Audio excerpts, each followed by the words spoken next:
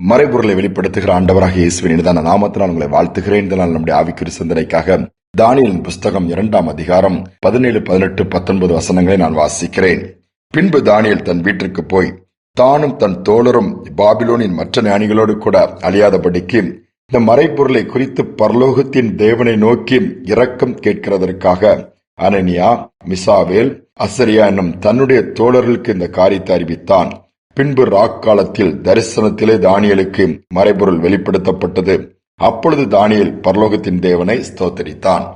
பாபிலோனின் சாம்ராஜ்யத்தின் காலம் அது. நேபுகாத்நேச்சார் ராஜாவாக அரசாண்டு கொண்டிருக்கும் போது ஒரு சொப்பனத்தை பார்க்கிறார். பார்த்தவுடன் அதற்கு அர்த்தத்தை தெரிந்து கொள்ள விரும்புகிறார். அதற்கு சொல்வதற்கு யாருமே முன்வரவில்லை. ஞானிகள், மந்திரவாதிகள், பெரிய பெரிய அறிவாளி எல்லாம் கூப்பிட்டு என்னுடைய சொப்பனத்தையும் சொல்ல வேண்டும், அதற்கு அர்த்தத்தையும் சொல்ல வேண்டும் என்று சொல்லும்போது யாரும் சொல்ல முடியவில்லை. ராஜா கோபப்படுகிறார். அந்த லிஸ்ட்ல தானியேலும் இருக்கிறார். நீங்கள் சொல்லாவிட்டால் குறித்த நாளில் எல்லாவற்றையும் கொன்று விடுவேன் சொல்லிவிட்டார். இப்போ ஒரு அழிவு முன்பாக வைக்கப்பட்டதை தானியேல் அறிந்து தன்னுடைய ஃப்ரெண்ட்ஸ் கிட்ட போய் சொல்றாப்பா, இந்த மாதிரி ராஜா கட்டளை போட்டுட்டாரு, எப்படியாவது சொப்பனத்தையும் நம்ம தெரிஞ்சுக்கணும், அதுக்கு அர்த்தத்தையும் தெரியணும். அப்ப யார் அது வெளிப்படுத்துவா? நம்முடைய தேவனால் தான் முடியும் என்று ஜெபிக்கிறார்கள். பரலோகத்தின் தேவனை நோக்கி கூப்பிட்டார்கள். வேதம் அதைத்தான் சொல்லுகிறது. அவர்கள் ஜெபிக்கும் பொழுது என்ன நடக்கிறது? தேவன் நேபுகாத்நேச்சார் அந்த அரசன் கண்ட சொப்பனத்தையும் காண்பிக்கிறார். அந்த சொப்பனத்திற்கான அர்த்தத்தையும் தானியேலுக்கு விளக்கி காண்பிக்கிறார். யோசித்து பாருங்கள், ஜெபத்திற்கு எவ்வளவு வல்லமை இருக்குது. என்ன செய்யறது? வர வழியில் நம்ம சாக வேண்டியதான் சொல்லி சும்மா உட்கார்ந்து அப்படி சோர்ந்து விடவில்லை. எப்படிப்பட்ட சூழ்நிலையானாலும் அதற்கான காரணத்தை அல்லது அது மாற்றுவதற்கான வழி எது அறிந்து கொள்ளக்கூடிய ஒரு காரியத்தை கர்த்தர் வைத்திருக்கிறார். ஜெபத்தின் மூலம் அதை பெற்றுக் கொள்ள முடியும்.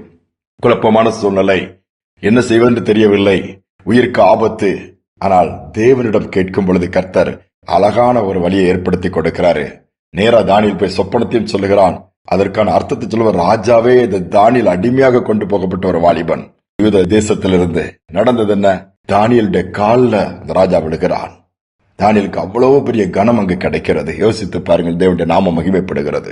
அநேக நேரம் நம்முடைய வாழ்க்கையில் அநேக பிரச்சனைகள் சந்திக்கிறோம். அநேக கேள்விகள் உண்டு. ஏன் இது நடக்குது? இதற்கு காரணம் தெரியாம நிறைய நம்ம புலம்பி நிறைய வேதனைகளை அனுபவிக்கிறோம், பாடுகளை அனுபவிக்கிறோம், பிரச்சனையின் பாதையில போறோம். புரியவே இல்லையா? நல்லா தானே, நன்மை தானே செய்யறேன், நான் ஒழுங்கா தானே இருக்கிறேன், ஆண்டவரை தானே சார்ந்து இருக்கிறேன், நல்லா ஜபிக்கிறேன்னா பலவித கேள்விகள் உங்களுக்குள் வந்து கொண்டே இருக்கும். ஆண்டவர் கைவிட்டு விட்டாரா? இந்த வாழ்க்கை எனக்கு வாழவே பிடிக்கல என்று கூட சொல்லலாம். சில காரியங்கள் குடும்பத்தில் இருக்கும் பொழுது பாதிப்புகள் தொடரும். நீங்கள் தவறு செய்திருக்க மாட்டீர்கள், உங்கள் பிள்ளைகளும் தவறு செய்த மாற்றீர்கள். முற்பிதாக்கள் செய்த பாவங்கள் சாபங்களாக மாறி அல்லது அதனுடைய பாதிப்புகள் சந்ததி தொடர்வதை வேதத்தின் மூலமாய் பார்க்க முடிகிறது. அதற்கு வழிதான் என்ன செய்தாங்க, எதனால ஆண்டவர் சமூகத்தில் இருக்கும் பொழுது அதற்கு நிச்சயமாகவே ஆண்டவர் அந்த காரியத்தை காண்பிப்பார். அடுத்து நாம் செய்ய வேண்டியதை நமக்கு சொல்லிக் கொடுப்பார், கற்றுக் கொடுப்பார், போதிப்பார். கீழ்ப்படியும் பொழுது சூழ்நிலை தலைகளா மாறிடும். ஒரு அருமையான பெற்றோர், 2 பிள்ளைகள், நல்லா வாழ்க்கை போயிட்டு இருக்குது. ஆனா பிள்ளைகள் நன்றாக படித்து சாதிக்கிறாங்க. எந்த விதத்திலும் காரியங்கள் வாய்க்கல. திருமணம் அப்படி நிக்குது, வேலை வாய்ப்பு நிக்குது, எல்லாத்திலுமே சிறந்திருக்கிறாங்க. எதை செஞ்சாலும் பிரச்சனை, எதை செஞ்சாலும் வேதனையான அனுபவங்கள். ஒண்ணுமே உங்களுக்கு புரியல. நாங்க என்ன ஆண்டவரை தப்பு பண்ணோம்?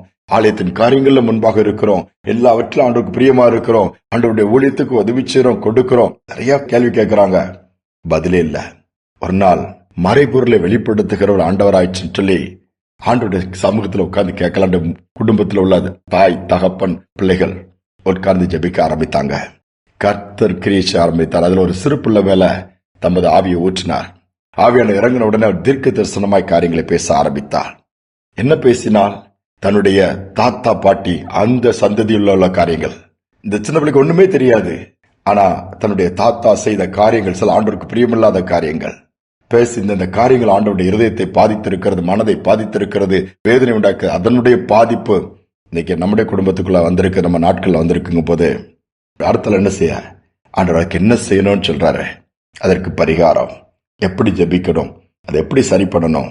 முடிச்சது பண்ணும்போது அந்த பிள்ளையோட அப்பா சொல்றாங்க, ஆமா எங்க அப்பா அப்படிலாம் பண்ணாங்க, அல்ல இவங்கெல்லாம் இந்த காரியங்கள்லாம் நடந்துச்சு. அதை புரிஞ்சுட்டு அதற்கு ஆண்டவர் சமூகத்துல மன்னிப்பு கேட்கறாங்க குடும்பமா. கர்த்தர் அந்த விண்ணப்பத்தை கேட்டு இறங்கி மன்னித்து அன்றே அற்புதத்தின் வாசலை திறக்க ஆரம்பிச்சிட்டாரு. பிள்ளையுடைய காரியங்கள் எல்லாம் ஜெயமாய் மாற ஆரம்பிச்சுட்டான். யோசித்து பாருங்க, ஜெபிக்கும் பொழுது மறைபொருள் வெளிப்படுத்தப்படும். ஜெபிக்கும் பொழுது பிரச்சனைக்கான காரணமும் கர்த்தர் காண்பிப்பார், தீர்வையும் காண்பிப்பார். ஏன் நாம் செய்யக்கூடாது? பிரச்சனையே பார்த்து அழுது கொண்டிருப்பதை விட்டுட்டு ஆண்டவர் சமூகத்தில் அமர்ந்து, என்ன ஆண்டவரே காரணம், நாங்க என்ன செய்யணும்? நிச்சயமாக கர்த்தர் பேசுவார், அல்லது உணர்த்துவார், அல்லது காண்பிப்பார். அதன்படி செய்யும் பொழுது சூழலை மாறும். ஜெபிப்போம். அன்பின் தகப்பனே, நல்ல நாளுக்காக நன்றியோடு துதிக்கிறோம். புதிய நாளை கொடுத்திருக்கிறீங்கப்பா. எங்க பார்த்தாலும் புதிய புதிய பிரச்சனை, சூழ்நிலை புரிஞ்சிக்க முடியல. ஏன் என்று எல்லாருக்குமே அநேக கேள்விகள் இருக்கிறது. என் வாழ்க்கை மட்டும் அப்படியா, அல்லது எனக்கு மட்டும் இப்படியா, என்னுடைய நிலைமை மட்டும் இப்படி ஆயிடுச்சான்னு சொல்லி பல கேள்விகளோடு, குழப்பத்தோடு, அல்லது குடும்பமாகவே கலக்கத்தோடு இருக்கிற பிள்ளைகள் இந்த செய்தி கேட்க நேரிடலாம். சமூகத்துல எல்லாவற்றுக்கும் தீர்வு இருக்குதுப்பா. ஏறெடுக்கிற விண்ணப்பத்தின் மூலமாய் சூழ்நிலைகளை மாற்றக்கூடிய வழியை நீர் ஏற்படுத்தி வைத்திருக்கிறீங்க. பேசுவீராக, காரியங்களை காண்பிப்பீராக. நோக்கி கூப்பிடுகிற பிள்ளைகள் என்ன செய்யணும்னு சொல்லி தெரியாம இருக்கிற பிள்ளைகளுக்கு எனக்கு எப்படி செய்யணும், அல்லது என்ன செய்யணும், எங்கு செய்யணும், அதை காண்பீங்க பாடகி. மாற்றத்துக்கு வழியை உண்டாக்குங்க. செய்வதற்காக ஸ்தோத்திரம். தானியேலின் தேவனங்கள் தேவனா இருப்பதற்காக நன்றி. தாழ்த்தி ஒப்புக் கொடுக்கிற துதியை நம்மை ஏற்றுக்கொள்ளும் இயேசுவின் நாமத்தில் பிதாவே, ஆமேன், ஆமேன். சோர்ந்து போக வேண்டாம். மறைபொருளை, சொப்பனத்தையும் அதன் அர்த்தத்தையுமே ஆண்டவர் காண்பித்தவர். உங்கள் வாழ்க்கையின் பிரச்சனைக்கு காரணத்தை மட்டுமல்ல, அதை மாற்றக்கூடிய அதற்கான மருந்தையும் அல்லது வழியும் உங்களுக்கு காண்பிப்பார். இந்த சிந்தனையோடு இந்த நாளை தொடருவோம். மீண்டும் நாளை தினம் சந்திப்போம்.